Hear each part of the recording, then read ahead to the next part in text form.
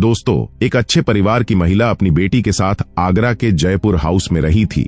बेटी को वो बहुत अच्छा ऑफिसर बनाना चाहती थी, इसीलिए उसकी हर छोटी से छोटी और बड़ी से बड़ी खुशियों पर ध्यान देती थी। बेटी का मार्च 2022 में एग्जाम होना था। दोस्तों, बेटी जब एग्जाम देने के लिए जाती है तो घर के ही एक जिम्मेदार साथी के साथ एग्जाम देने के लिए जाती है। 3 दिन और 4 रात वो बाहर रहती है। जब बेटी एग्जाम देकर वापस लौटती है तो मां इससे पहले कि यह पूछती कि तुम्हारा एग्जाम कैसा हुआ है, अपनी ही बेटी को मां देखकर हैरान थी, परेशान थी। ऐसी इतनी परेशान क्यों कि उसकी बेटी ने मांग में सिंदूर भरा हुआ है और गले में उसने मंगलसूत्र पहना हुआ है। लाल रंग के जोड़े के साथ, लाल रंग की चूड़ी के साथ बेटी अपनी मां के सामने वो खड़ी होती है तो मां की आंखें खुली की खुली रह जाती हैं। दोस्तों, वो सोचने पर मजबूर हो जाती है कि तुमने आखिरकार यह सब क्या किया। गई तो तुम एग्जाम देने के लिए थी, लेकिन यह सब क्या है। लेकिन बेटी जो अगली बात बताकर अपनी मां को बिल्कुल बेहोश होने पर मजबूर कर देती है। वाकई आज की कहानी न केवल रिश्तों को शर्मसार करती है, बल्कि सोचने पर मजबूर करती है कि जिससे हम सबसे ज्यादा प्यार करते हैं, जिसके लिए हम कुछ भी करने के लिए तैयार हो जाते हैं, अक्सर हमें वही लोग धोखा भी दे जाते हैं। नमस्कार दोस्तों, आज की जो सच्ची घटना मैं आपको बताने जा रहा हूं, ये सच्ची घटना है। उत्तर प्रदेश का एक जिला है आगरा। एक महिला ने जयपुर हाउस के लिए एक रिक्शा किया और जब रिक्शा किया तो रिक्शे वाले से बोलती है कि क्या आप जयपुर हाउस जाओगे। तभी वो रिक्शा वाला कहता है कि हाँ, मुझे जयपुर हाउस जाना है। कुछ ही दूरी पर एक हैंडसम लड़का खड़ा हुआ था। उस लड़के ने भी उस रिक्शे वाले को हाथ दिया, उससे कहा कि मुझे कुछ आगे जाना है, यानी कि उसको भी उसी रास्ते पर जाना था जिस रास्ते पर यह पहले ही रिक्शे में बैठ हुई महिला थी। ये दोनों आगे बैठ चल पड़ते हैं। रिक्शा भी चलता है और धीरे धीरे बस टाइम पूछना था। उस लड़के ने पूछा कि आपकी घड़ी में आपके पास टाइम क्या हो रहा है, क्या बता सकती हो। टाइम पूछना था, या तो उसने जानबूझकर पूछा था, क्योंकि आजकल लोग भले ही घड़ी बांधे ना बांधे, लेकिन मोबाइल सबके पास होता है। मोबाइल में अक्सर टाइम होता है। उस व्यक्ति ने, उस लड़के ने जब टाइम पूछा तो इस महिला ने मुस्कुराकर जवाब दे दिया। बस यही से मुस्कुराकर जवाब देना ही इन दोनों की दोस्ती की शुरुआत हो जाती है। ये दोनों एक दूसरे के नंबर एक्सचेंज कर लेते हैं और एक्सचेंज करने के बाद एक दूसरे से बातचीत करना शुरू कर देते हैं। यह बात है जुलाई 2019 की और यहां से इनकी दोस्ती की शुरुआत होती है। जैसे जैसे वक्त आगे बढ़ रहा है, वैसे वैसे इनकी दोस्ती की शुरुआत हो जाती है, बातचीत की शुरुआत हो जाती है। इन्हें जब भी मौका मिलता था, या तो शहर के किसी प्रतिष्ठित होटल के अंदर यह दोनों रुकते थे, या फिर अलग अलग अपनी ही सहूलियत के हिसाब से एक दूसरे के साथ रुका करते थे। दोनों एक ऐसे बंधन में बंध जाते हैं जिसको शायद भारतीय समाज अब भी इजाजत नहीं देता है। लिव इन रिलेशनशिप, एक दूसरे के साथ एक दूसरे की जरूरतों को पूरा कर रहे थे। इधर तो यह महिला अपनी बेटी के साथ रह रही थी, क्योंकि इसके परिवार के बाकी सदस्य साथ नहीं रहते हैं। उधर वो व्यक्ति अपनी ही पत्नी से अलग रहता है, क्योंकि उसकी अपनी पत्नी से बनती नहीं थी।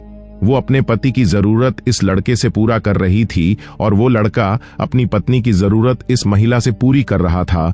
दोनों के बीच में जो प्यार पनप रहा था और धीरे धीरे यह होटलों में मिलना, इसकी शुरुआत अब कहीं ना कहीं बात घर की दहलीज तक आ जाती है। जब भी घर में कुछ अच्छा खाने पीने का सामान बनता था, तब यह महिला इस लड़के को अपने घर बुलाती थी और जब मन करता था तो रात को भी रोक लिया करती थी। बेटी एक ऐसी सर्विस की तैयारी कर रही थी जिस सर्विस पर कोई भी नाज करता है, लेकिन बेटी अपने एग्जाम की तैयारी कर रही थी तो पता चलता है कि यह लड़का उसकी मां के साथ रिलेशन बनाता था। अब जब यह लोग आपस में रिलेशन बनाते थे तो घर में कुछ इस हिसाब से घूमते थे, जैसे क्या घर में बेटी है ही नहीं। दोस्तों, कई बार बेटी ने अपनी मां को उस लड़के के साथ आपत्तिजनक स्थिति में देखा तो बेटी की कहीं ना कहीं पढ़ाई लिखाई में मन ना लगकर यह कहीं ना कहीं उसका मन दूसरी बात में लगने लगा। लेकिन उसने अपनी मां से इस बात का कहीं कोई जिक्र नहीं किया, कभी इस बात पर चर्चा नहीं की और वक्त आगे बढ़ने लगता है। कब 3 साल गुजर जाते हैं पता ही नहीं चलता। 3 साल गुजरने के बाद, यानी कि मार्च 2022 में इस बेटी का एग्जाम होना था और एग्जाम कराने के लिए उसे 3 दिन 4 रात बाहर रहना था। इसके लिए कौन साथ जाएगा, बस यही एक चिंता का विषय था। तभी बेटी ने कहा कि अगर मां तुम्हें ऐतराज ना हो तो मैं अंकल के साथ एग्जाम देना चाहती हूं। उनके साथ जाना चाहती हूँ। मेरी सुरक्षा के लिए उनसे बेहतर कोई व्यक्ति हो ही नहीं सकता। माँ को भी पूरा भरोसा था इस व्यक्ति पर, क्योंकि इनका रिश्ता कोई आज का नहीं बल्कि लगभग 3 साल पुराना रिश्ता है। बेटी के साथ वो एग्जाम देने के लिए किसी बड़े दूसरे शहर में चले जाते हैं और शहर में जाने के बाद पहली रात जब किसी होटल में जाकर रुकते हैं, तब बेटी अपने मन की बात करती है, और वही मन की बात जो उसने अपने घर के अंदर, अपनी दहलीज में, अपने कमरों में इधर उधर अपनी माँ को उसके साथ देखा था। उससे कहती है कि मैं भी तुमसे अपनी माँ से कहीं ज्यादा प्यार करती हूँ और मैं इस बात को कह नहीं सकी। शायद यह जिंदगी में, यह 3 साल में यह पहला ऐसा मौका आया है कि मैं आपसे ये बात कर सकूं। जब वो लड़का उस बेटी से यह बात सुनता है तो सुनकर वो भी हैरान हो जाता है, परेशान हो जाता है। मगर एक ही रात काफी थी उस लड़के को तोड़ने के लिए, क्योंकि वो लड़का पहले से ही अपनी पत्नी को छोड़ चुका था, एक दूसरी महिला के साथ अनैतिक रिश्तों में रह रहा था, और उस लड़की ने बस ज्यादा नहीं थोड़ा सा जाल बिछाया और उस लड़के को अपने कब्जे में लिया। एग्जाम तो हुआ या नहीं हुआ यह तो नहीं पता, लेकिन ये सीधा दोनों जाते हैं आर्य समाज मंदिर में और वहां जाकर शादी कर लेते हैं। इस लड़की के साथ वो सुहाग रात भी मनाता है और पूरी रात एक दूसरे के साथ वो एक ऐसे रिश्ते में बंध जाते हैं जिस रिश्ते को समाज भी इजाजत देता है, और सब ठीक ठाक ही चल रहा था। पहली रात, दूसरी रात, तीसरी रात, ये तीनों रात साथ रहते हैं।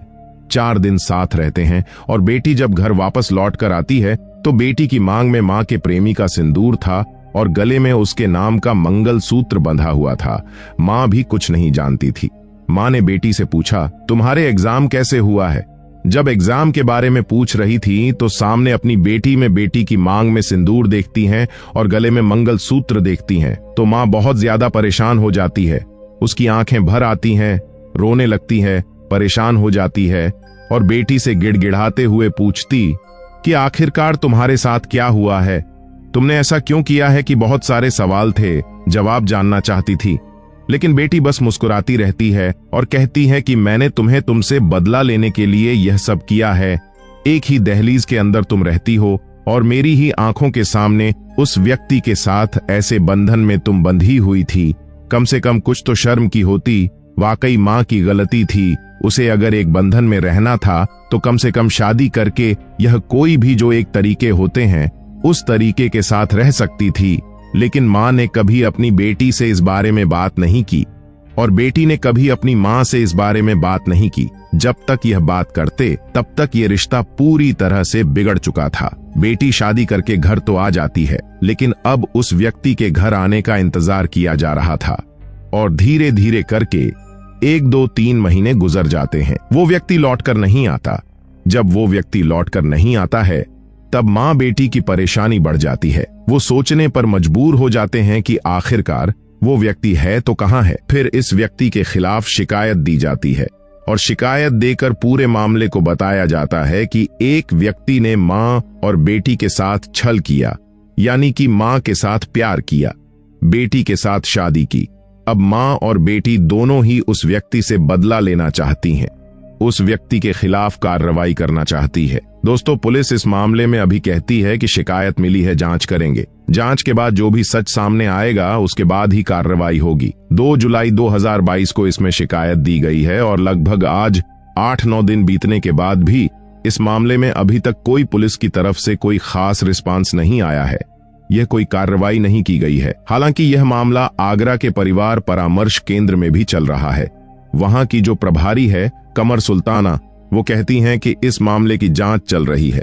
जांच के बाद जो भी सच सामने आएगा उसकी संबंधित के विरुद्ध कानूनी कार्रवाई की जाएगी। अभी कहना कुछ भी मुश्किल है। वाकई मां और बेटी ने जिस तरह का जो स्वांग रचा है, खेल खेला है एक दूसरे के साथ, वो वाकई शर्मसार कर देने वाला है, परेशान कर देने वाला है।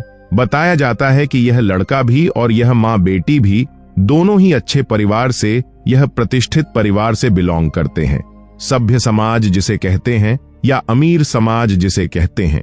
लेकिन इस तरह के लोग इस तरह से पाश्चात्य संस्कृति की तरफ भाग रहे हैं, वो गलत चीजों को अपनी जिंदगी अपना रहे हैं। उससे न केवल उनकी खुद की जिंदगी खराब हो रही है, बल्कि इनको देखकर और भी कई लोगों की जिंदगी खराब होने की संभावना बनी हुई है। इसलिए ऐसे लोगों से बिल्कुल दूर रहें। ऐसे लोगों पर अपने घर का, अपने परिवार का परछावन भी न पड़ने दें, ताकि आपका परिवार किसी तरह से बिगड़ भी जाए।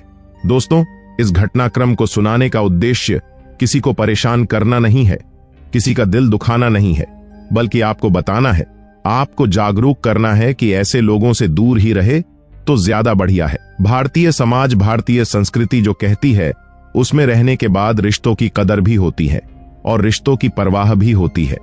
रिश्ते सालों साल लगातार मजबूती के साथ चलते भी रहते हैं। दोस्तों, आप सब अपना ख्याल रखें, सुरक्षित रहें। जय हिंद, जय भारत।